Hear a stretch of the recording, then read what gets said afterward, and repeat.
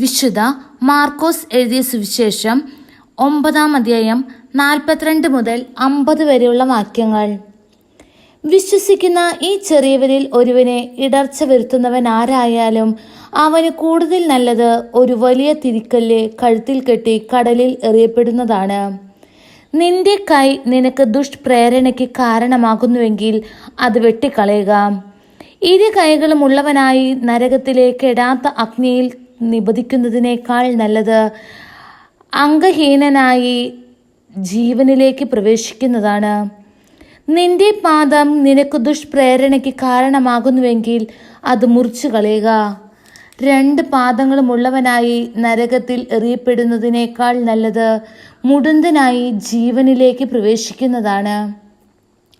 നിന്റെ കണ്ണ് മൂലം നിനക്ക് ദുഷ്പ്രേരണ ഉണ്ടാകുന്നുവെങ്കിൽ അത് ചൂഴ്ന്നെടുത്ത് എറിഞ്ഞു കളയുക.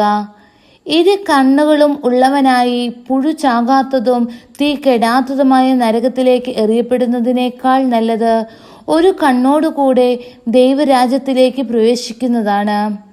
കാരണം എല്ലാവരും അഗ്നിയാൽ ഉറക്കൂട്ടപ്പെടും.